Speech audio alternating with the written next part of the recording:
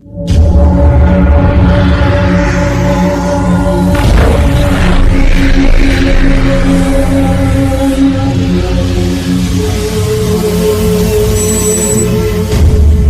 क्या है कि जब हम हार्ट को इंटरनली देखते हैं तो हम लोगों को पता चलता है कि हार्ट जो होता है ना वह ऐसे 4 चैम्बर में डिवाइड होता है। कितने चैम्बर में भैया? 4 चैम्बर में क्या होता है? डिवाइड होता है। यानी heart internally divide in 4 chamber. ठीक है,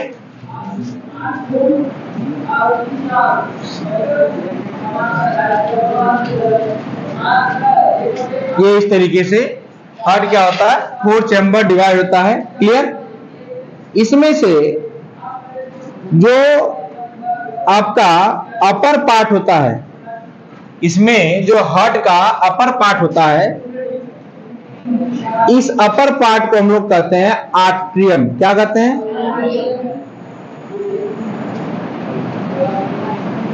हार्ट का जो अपर पार्ट होता है, इस अपर वाले पार्ट को हम लोग कहते हैं आर्टरियम कहते हैं। क्या कहते हैं? आर्टरियम। ठीक है, और लोअर वाले पार्ट को हम लोग कहते हैं वेंट्रिकल कहते हैं। ये वेंट्रिकल है। क्लियर हुआ? अब हार्ट में आप रियलिटी में देखोगे तो आपको 2 पार्ट समझ में आएंगे, एक आएगा लेफ्ट, एक आएगा राइट। तो जब हम लेफ्ट में जाएंगे तो इसको हम लोग कहेंगे इसको हम कहेंगे राइट में जाएंगे, इसको कहेंगे राइट आर्टरियम, और यहां पर आ जाएगा आपका राइट वेंट्रिकल। क्लियर हो गई बात? देखो, अपर वाला पूरा का पूरा पार्ट क्या है? आपका आर्टरियम है, और लोअर वाला पार्ट क्या है? वेंट्रिकल है। राइट साइड वाला जो पार्ट उसको कहेंगे राइट आर्टरियम, और जो लेफ्ट राइट वाला वेंट्रिकल उसको कहेंगे राइट वेंट्रिकल। क्या हुआ? ये जो आपका राइट और लेफ्ट जो आर्टरियम है वो डिवाइड बाय ए सेप्टा, इसको हम लोग कहते हैं क्या कहते हैं? Inter atrium septa. क्या कहते हैं?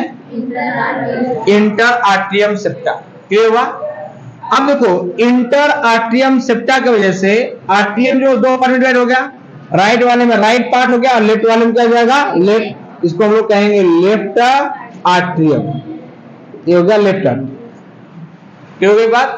और आर्टरियम के जस्ट लोअर वाला पार्ट क्या कहलाएगा? वेंट्रिकल कहलाएगा, और वेंट्रिकल भी डिवाइड है बाय सेप्टा, इसको कहेंगे इंटर वेंट्रिकुलर। क्या कहेंगे? हाँ, इंटर वेंट्रिकुलर सेप्टा। क्लियर हो गया? क्या कहेंगे? Inter ventricular septa. अब इंटर वेंट्रिकुलर सेप्टा की वजह से यहाँ आपका वेंट्रिकल भी राइट और लेफ्ट वेंट्रिकल में क्या हो गया? डिवाइड हो गया। कोई दिक्कत इसमें नहीं ना? आप ध्यान देना इस बात को कि आप इस तरीके से समझना कि आप एक चीज रिकॉग्नाइज करोगे कि राइट आर्टरियम, ध्यान दो, राइट आर्टरियम और ये राइट वेंट्रिकल के बीच में यहां पर एक वाल्व पाया जाएगा। क्या पाया जाएगा? वाल्व क्या होता है? एक ऐसा स्ट्रक्चर जो किसी भी सबस्टेंस को यूनिडायरेक्शनल फ्लो होने दे, यानी एक तरफा जाने दे, रिटर्न उसको जाने न दे, उसे हम लोग कहते हैं वाल्व। ठीक है, तो यहां पर वाल्व पाया जाएगा। इस वाल्व का नाम होगा ट्राइकस्पिक वाल्व। क्या होगा? ट्राइकस्पिक वाल्व, क्योंकि उसमें 3 कस्प होते हैं। ठीक है, 3 खांच होती है ऐसे, इसलिए इसको कहते हैं ट्राइकस्पिक वाल्व। ये हो गई बात। फिर आ जाए लेफ्ट में। जब आप देखेंगे लेफ्ट आर्टरियम और लेफ्ट वेंट्रिकल के बीच में एक और सेप्टा, एक और वाल्व होता है जिसको हम लोग कहते हैं बाइकस्पिक वाल्व। यहां पर ये होगा आपका बाइकस्पिक वाल्व, या इसी को एक नाम और देते हैं हम लोग, मिट्रल वाल्व। क्या कहते हैं? मिट्रल वाल्व का देते हैं। क्लियर हो गया? इस वाल्व का काम क्या होता है कि इस राइट वाले आर्टरियम में यदि ब्लड आ जाए तो जब ब्लड राइट आर्टरियम से लेफ्ट राइट वेंट्रिकल में आए, यानी आर्टरियम से जब वेंट्रिकल में ब्लड जाए तो यह ब्लड पुनः आपके आर्टरियम में ना जाए, यानी उसके फ्लो को क्या कर देगा? रोक देगा। इसका ये काम है। समझ में आई बात नहीं? अब ध्यान देना, कि यह जो आपका राइट आर्टरियम है, इसमें जो ब्लड आता है, इसमें जो ब्लड आता है वो आता है बाई अ ट्यूब। एक ब्लड वेसल्स होता है जिसका नाम होता है, यहां पर ऊपर है सुपीरियर है तो कहा जाएगा सुपीरियर, क्या कहा जाएगा? Superior, superior vena cava, Hindi में कहते हैं अग्र महाशिरा, ठीक है, महाशिरा वेना कावा। और नीचे वाला जो होगा इसको कहेंगे पोस्टीरियर, क्या कहा जाएगा? पोस्टीरियर या इंफीरियर कह सकते हैं, पोस्टीरियर वेना कावा, क्लियर हुआ? Posterior vena cava. तो सुपीरियर और पोस्टीरियर जगह इंफीरियर करिए, सुपीरियर और इंफीरियर वेना कावा, क्लियर हो गया? पश्च महाशिरा, ठीक है। और होगा क्या, तो आपका जो राइट आर्टरियम है, ध्यान देना, राइट आर्टरियम जो है, इस राइट आर्टरियम में ब्लड कहां कहां जाएगा भैया? तो सुपीरियर और इंफीरियर वेना कावा। और उसके साथ साथ एक और होता है, उसको हमने बताया था क्या? कोरोनरी आर्टरी कहते हैं या कोरोनरी ब्लड वेसल्स कहते हैं या वेन कहते हैं। कोरोनरी क्या होता है भैया? इस हार्ट का जो ब्लड है, जैसे ब्लड का काम क्या होगा? आर्गन, बॉडी के हर आर्गन में ब्लड को पहुंचाना, बाकी जो सबस्टेंस है जैसे ऑक्सीजन हो गया, फूड हो गया, उनको पहुंचाना। तो इस हार्ट के सेल्स को भी तो फूड चाहिए, इस हार्ट के सेल्स को भी तो ऑक्सीजन चाहिए। तो इसको पर्टिकुलर हार्ट के सेल्स को जो चाहिए है ना, उसको हम लोग कहेंगे, तो वहां से जो ब्लड लेके जाएगा या लेकर आएगा उसको हम लोग कहते हैं कोरोनरी। क्या कहते हैं? कोरोनरी। तो कोरोनरी वेसल्स जो होते हैं वो भी ब्लड कहां देते हैं? राइट आर्टरियम, क्लियर हुआ? तो राइट आर्टरियम में 3 जगह से ब्लड आ रहे हैं, कहां कहां से? सुपीरियर और इंफीरियर वेना कावा, और किससे आ रहे हैं? कोरोनरी वेसल से आ रहे हैं। अब ये जो ब्लड आया, यह ब्लड क्या करेगा? इसमें जब भर जाएगा तो यह जो आपका वाल्व है क्या हो जाएगा? ऐसे ओपन हो जाएगा। और ओपन होने के बाद यह जो ब्लड होगा वो कहां आएगा? आपके राइट वेंट्रिकल में, क्लियर हुआ? और राइट वेंट्रिकल से यह जो पूरा ब्लड होगा, ये देखो राइट वेंट्रिकल से आएगा, ऐसे जाएगा।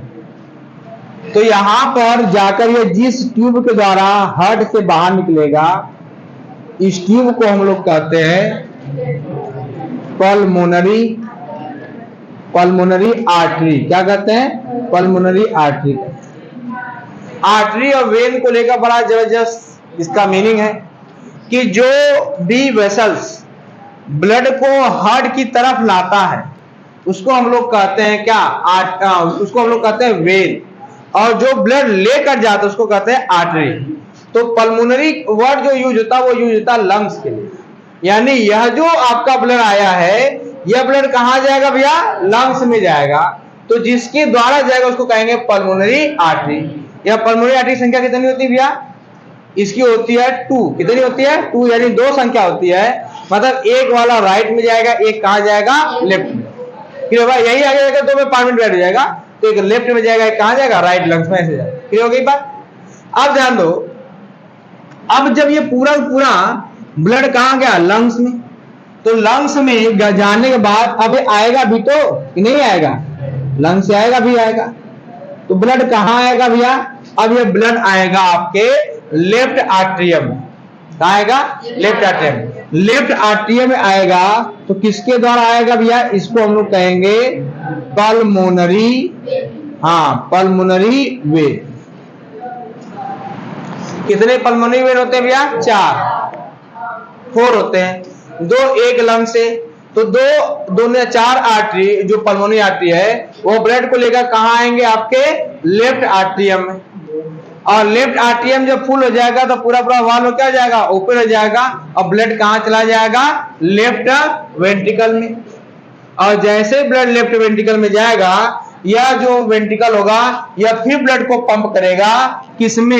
एक बड़े से ट्यूब में, जिसको हम लोग कहते हैं एरोटा। क्या कहते हैं? एरोटा। तो यहां पर आपको एक मोटा सा ट्यूब दिखाई देगा, इसका नाम होगा एरोटा। इस तरीके से आप होंगे, इसका नाम होगा एरोटा, ऐसे। क्लियर? ऐसा नाम होगा। यानी सिंपल सी बात है, ये बात समझ में आ गई आपको कि ब्लड क्या हुआ कि सबसे पहले ब्लड कहां आया भैया? राइट आर्टरियम में। वाल्व ओपन हुआ ट्राइकस्पिड, कहाँ गया? राइट वेंट्रिकल में। फिर यहाँ से कहाँ गया? पल्मोनरी वेन में। पल्मोनरी वेन से फिर वहां से आया ब्लड, कहाँ आया? पल्मोनरी आर्टरी से, ठीक है, कहाँ गया? लेफ्ट आर्टरियम में। और लेफ्ट आर्टरियम से फिर कहाँ आया? लेफ्ट वेंट्रिकल में by the opening of the bicuspid valve, या इसी को हम लोग क्या कहा? Mitral valve. यहाँ पर आ गया। फिर यहाँ से पुनः ब्लड पंप हुआ और कहाँ गया? एरोटा में। एरोटा में जाने के बाद पूरे शरीर में ब्लड क्या हो जाएगा? फैल जाएगा। कोई दिक्कत समझ में आया? तो ये था आपके कह सकते हैं कि हार्ट का इंटरनल स्ट्रक्चर। आप ध्यान दो होता क्या है, इसको ध्यान देने वाली बात है, ये बात नहीं। देखो एक चीज आप यहां पर ध्यान दोगे तो आपको बात समझ में आएगी कि किसकी वाल मोटी है, किसकी वाल पतली है।